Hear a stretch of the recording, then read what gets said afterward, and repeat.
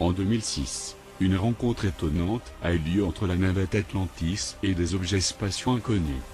Durant quelques jours, les astronautes en orbite sont confrontés à des ovnis. À leur retour, l'un d'entre eux s'évanouit 2 fois devant les caméras, en tentant de décrire ce qui s'est passé. On voyait quelque chose, vous savez, comme vous n'avez jamais vu avant. Et quand finalement, j'ai pu atteindre la porte, je me suis rendu compte qu'il y avait quelque chose de différent aussi. Et je pense que ceci n'aurait pas pu bien se dérouler, sans prendre en compte la préparation que notre équipe a eue. Et inside life.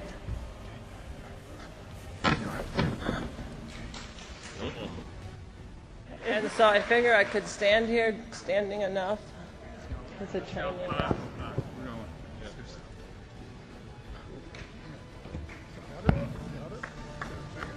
Deux malaises successifs alors qu'elle allait mettre le doigt sur le sujet le plus sensible.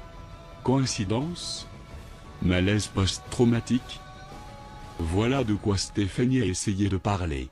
À 11h45, le 9 septembre 2006, la navette Atlantis avait été lancée comme prévu depuis le centre spatial canadien en Floride.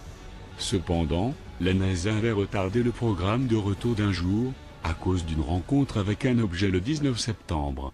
Un objet qui demeurait dans les hautes couches de l'atmosphère depuis 24 heures, rendait impossible sa trajectoire de retour. Stéphanie a observé un étrange objet tubulaire qui semblait les pieds pendant qu'elle effectuait une manœuvre à l'extérieur de la navette Atlantis. C'est ce mystérieux objet qui retarda le retour des astronautes sur Terre. Beaucoup d'autres phénomènes ont été filmés lors de la mission Atlantis STS-115. There are hugely advanced civilizations, intelligences, life forms out there.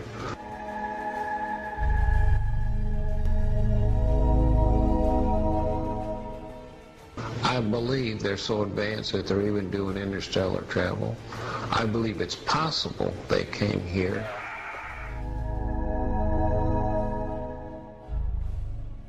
I think the public is ready to know if anyone has visited us. 23 juillet 2008, interview d'Edgar Mitchell, le 6e homme à avoir marché sur la Lune, par Nick Margerison, sur la station radio Kerrang. Croyez-vous qu'il y a de la vie sur d'autres planètes? Oui, la question ne se pose plus. Il y a de la vie partout dans l'univers. Vous êtes convaincu que nous ne sommes pas seuls dans l'univers? De sources sûres, je sais que nous ne sommes pas seuls dans le cosmos. Voici des images tournées par des chasseurs d'ovnis amateurs. Ces mêmes objets ont été vus par les astronautes lors de la mission Atlantis, et aujourd'hui, par d'innombrables personnes à travers le monde. Å, fy fader! Jeg filmer det! Jeg har det på tape! Jeg har det her! Å, dæven! Nous sommes tous d'accord, ce que nous venons de voir n'est pas un avion. Il existe une multitude de vidéos d'observation d'ovnis crédibles sur le net. Par exemple, les lumières de Phoenix. There's a third one. Hey, Sue? Si toutes les lumières qui entourent la montagne forment un cercle et que l'on devait mesurer son diamètre, il dépasserait 1,5 km. L'État n'a pas pu filtrer le sujet des lumières de Phoenix, car les habitants ont été trop nombreux à filmer ce phénomène, trop pour censurer. L'armée affirme qu'il ne s'agissait de rien d'autre que de fusées éclairantes qui étaient testées ce soir-là. Regardez la différence entre la photo des lumières de Phoenix et la photo des dites fusées éclairantes. C'est flagrant, mais c'est à vous de voir. Voici d'autres images amateurs authentiques, qui restent inexpliquées jusqu'à aujourd'hui. Ces boules de lumière ont été et sont toujours vues à travers le monde.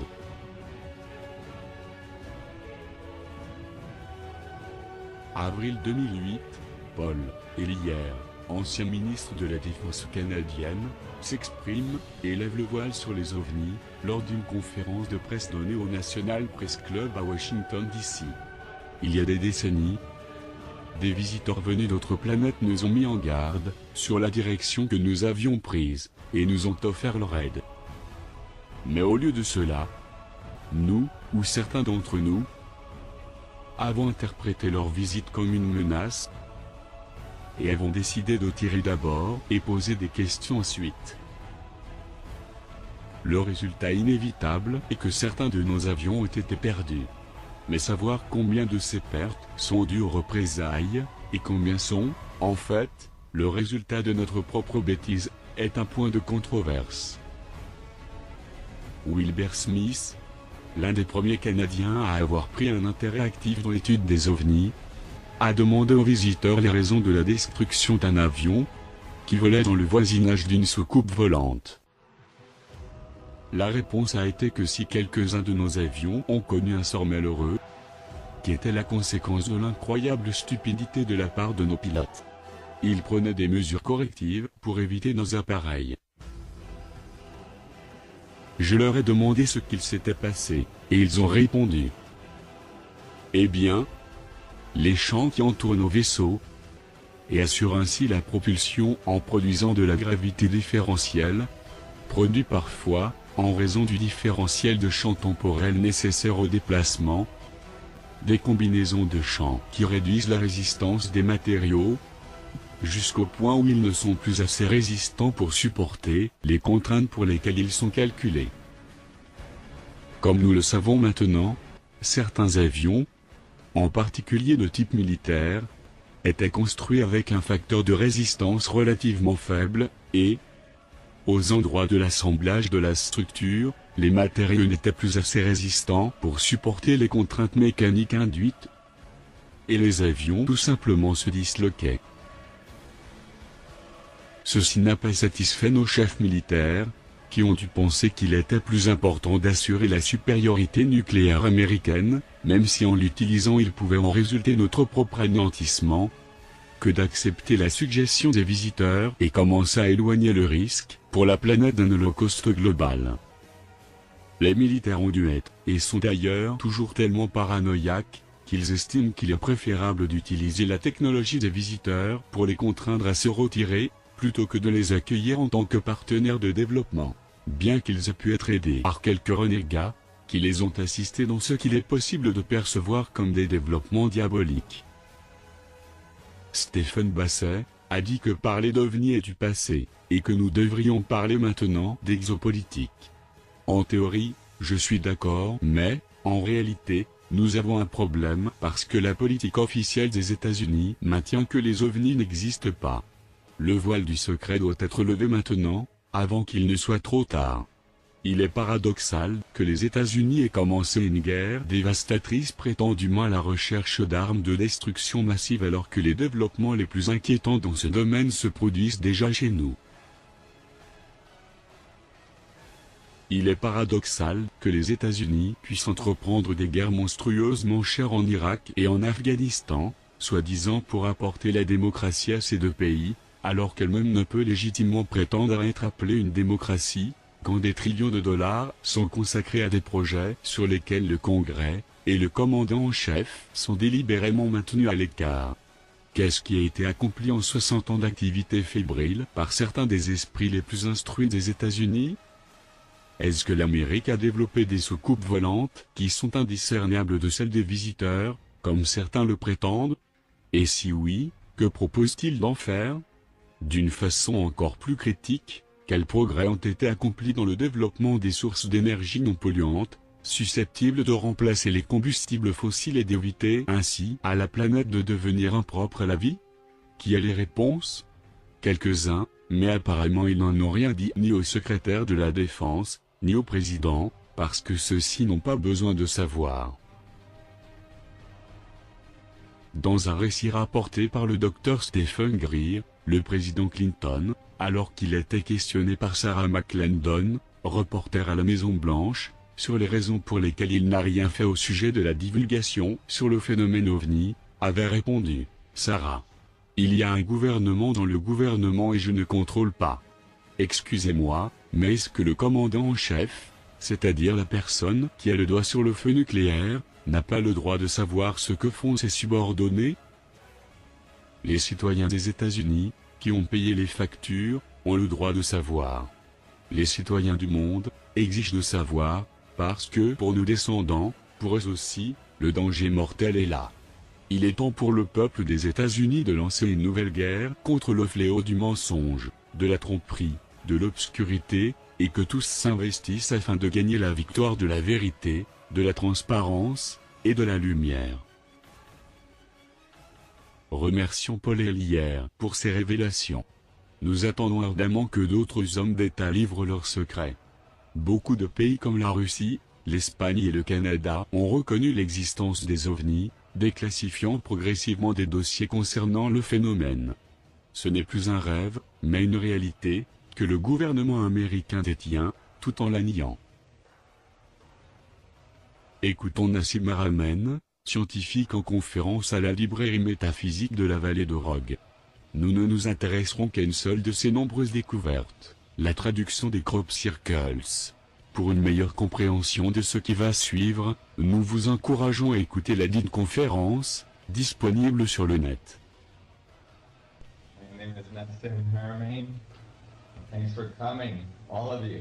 Nous parlions de crop circles, et tous ces crop circles ésotériques qui se produisent. Et si vous n'avez pas la base de tout ce dont nous avons discuté avant, ça n'a pas de sens. C'est comme, oh bof, quelques géométries très jolies dans des champs. Oui, mais avec les conclusions auxquelles nous sommes arrivés, la logique que nous avons suivie, depuis ce matin, alors, subtilement, ces cercles, recèlent une autre signification.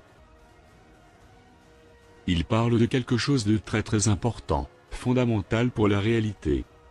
Imaginez que vous êtes une espèce avancée qui a la capacité de voyager dans l'univers. Et vous découvrez cette planète. Premièrement, vous étudiez la planète avant d'atterrir. Vous pouvez vous connecter aux ondes radio et télé, et vous voyez, à la télévision, une partie de foot. Avec toutes ces personnes se bousculant les uns les autres, courant après un morceau de cuir. Et le reste des personnes, des milliers de personnes, buvant, mangeant des hot dogs, faisant la hola. Vous pourriez, au moment de vous retourner pour demander s'il y a un volontaire pour aller au sol, avoir des difficultés pour trouver des volontaires. Je n'ai rien contre le foot, mais avec tous ces gens se tirant dessus, vous penseriez sûrement que c'est une mauvaise idée d'atterrir dès votre arrivée. Nous devons attendre jusqu'à ce que les gens aient une meilleure compréhension du fonctionnement de l'univers et comment fonctionner ensemble. Et comment l'univers fonctionne avec tous les autres points. Ainsi, si vous étiez une de ces espèces qui a découvert une de ces planètes, qui n'a pas compris l'organisation, la complexité et le support que l'univers génère pour que vous soyez ici, probablement que vous essayeriez de leur donner un coup de main avec des dessins dans les cultures, pour éduquer ces gens avant d'atterrir. Car il est très probable que vous ne trouviez aucun volontaire pour aller se faire tirer dessus. Mais ils nous ont seulement parlé de la géométrie du vide. Ils nous ont parlé directement au code binaire. Nous avons été contactés. Il y a 2 étés est apparu ce crop circle. C'est le seul à être apparu dans les principaux journaux du monde. Des amis m'ont appelé de l'Est des États-Unis me disant « Je viens de voir un crop circle au journal de 5 heures ». La raison pour laquelle ce crop circle a été vu dans les journaux du monde entier, est qu'il est apparu en plein milieu d'une tempête. Et au matin, ce cercle était là, dans ce champ. Le plus grand de tous les crop circles, 409 cercles, c'est énorme. Une façon de nous dire que le crop circle n'est pas un canular. Certains crop circles ne sont pas des canulars, le crop circle suivant n'est pas apparu dans les journaux du monde, probablement trop choquant, car il est une réponse à ceci.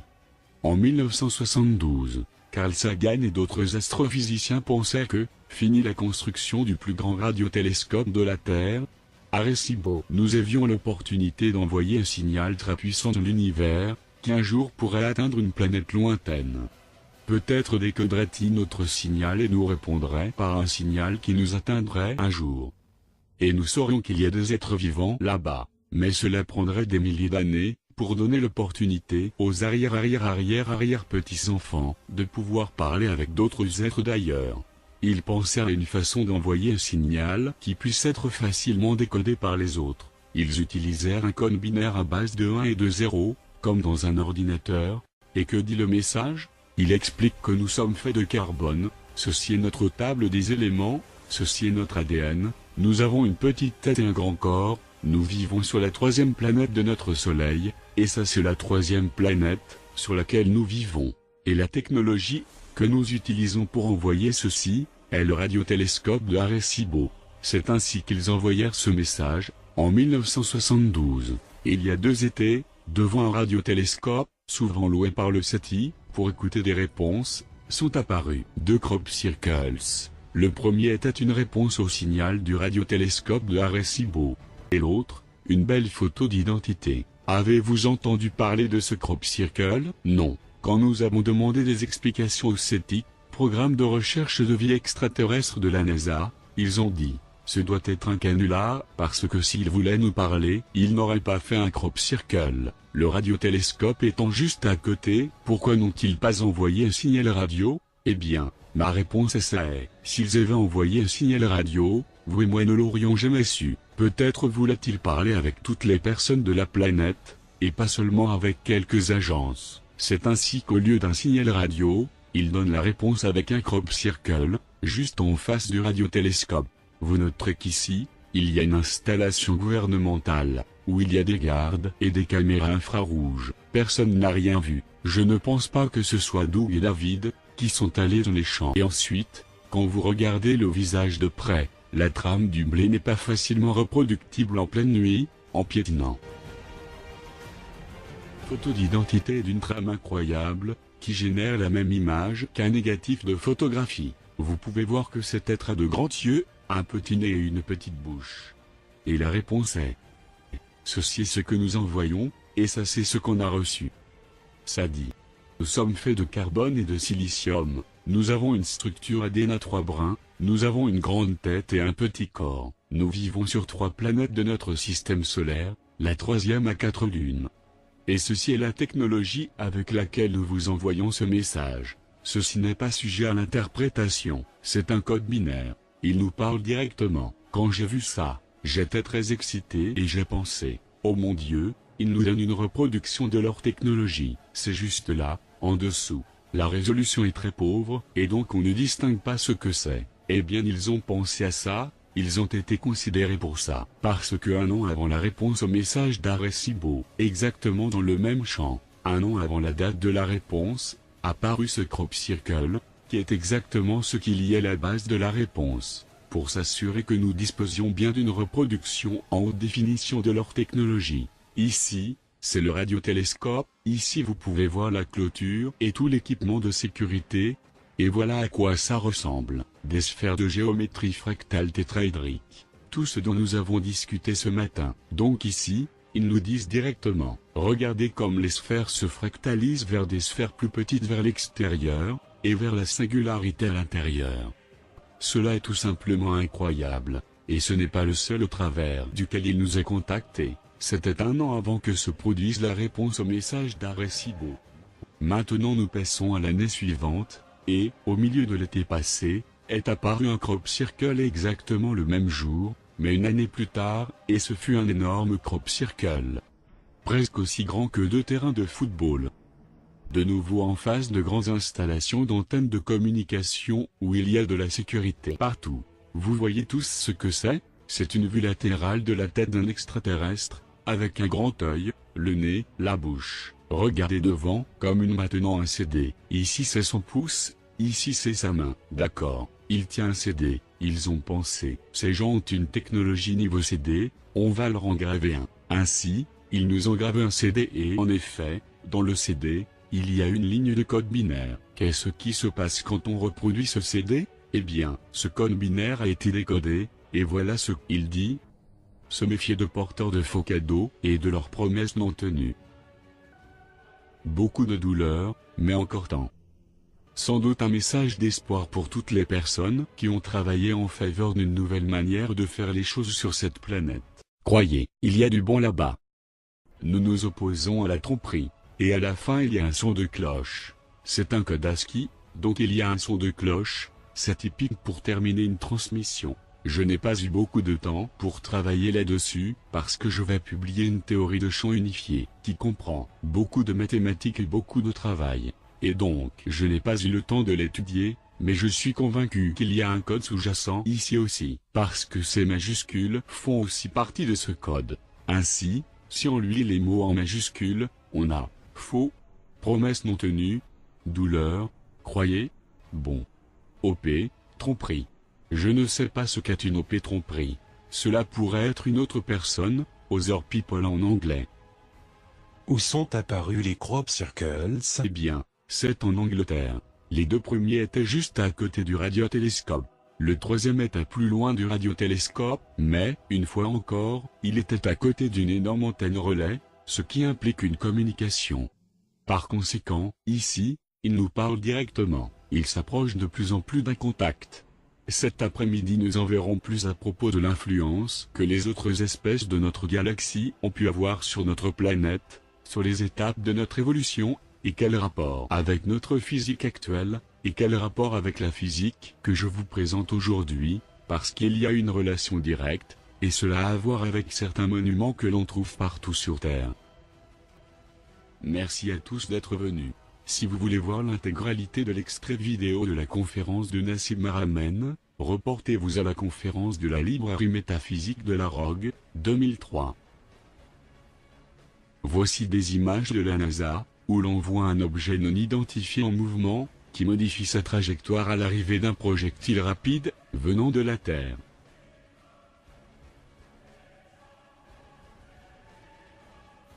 Au sujet des ovnis, il est évident qu'on ne nous dit pas tout. C'est pourtant un phénomène mondial, vu et filmé par des millions d'entre nous. Nous avons envoyé un message dans l'espace, et nous avons eu une réponse. Mais au lieu d'essayer de lire ces réponses, qui apparaissent dans les champs à travers le monde, beaucoup d'entre nous ont tourné ces jolis dessins en gros canulars. Ces messages, en code binaire, s'adressent à nous. De la même façon que, en code binaire, nous avons envoyé un message dans l'espace. Il y a clairement eu une tentative de prise de contact. Peut-être s'effectuera-t-elle quand notre monde sera au bord du gouffre, ou, lorsque, les habitants de la Terre comprendront le fonctionnement de l'univers qui les entoure, et ouvriront leurs esprits au reste de l'immensité spatiale. Continuez à filmer, publier, partager, et croire en ces phénomènes, car nous ne sommes pas seuls, et un jour viendra où le voile sur ces mystères sera levé au monde entier.